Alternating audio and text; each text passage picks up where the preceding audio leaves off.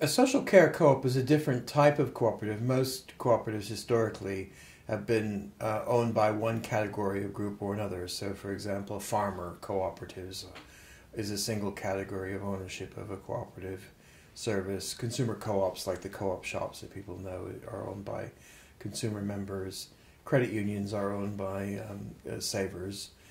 The social co-op, as it's developed, is actually owned by a variety of people. So it's owned by people who provide care services, people who are using care services, families, but also volunteers, because not all provision of care is done for pay. The vast majority of it is done unpaid. So a social care co-op or a social co-op tries to bring those service users and providers together to plan the service of care and to kind of co-deliver it. So has this been tried elsewhere? Where has it been tried?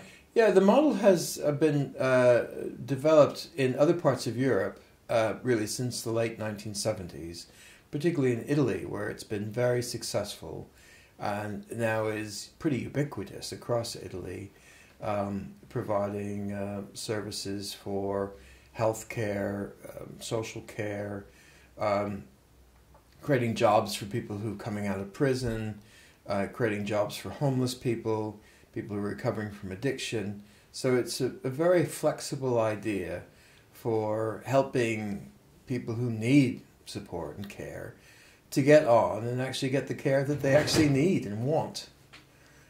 So it's a very effective model. It's now spread from Italy to France to Spain to Greece to Hungary to Finland. It's being developed in Poland, and it's spread internationally to Japan and French-speaking Canada. What are the main advantages?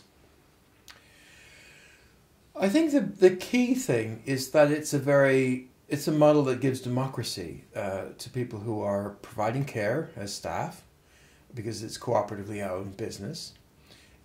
It also gives democracy to people who are needing care, who have a vote in the co-op and can be involved in developing the services with the providers of service. It also gives a vote and a voice to volunteers and to families. So it brings people who are concerned to kind of get support, right, and get the support that people need who are getting older or they've been disabled or, in other words, they've got something, that needs support. It enables that to be kind of provided in a joint way. Rather than expecting the local authority to get it right and play God with people's lives, this is a kind of a model that's very democratic and is bottom up, but does not ignore the services that the taxpayer funded and tries to connect the local authority and the NHS services to those people who need support. Are there any disadvantages? I can't see any, to be honest. I think it's something that actually is an innovation where everyone gains. The volunteers gain, people who are providing care services professionally gain because they have a voice and a vote in how the business is run.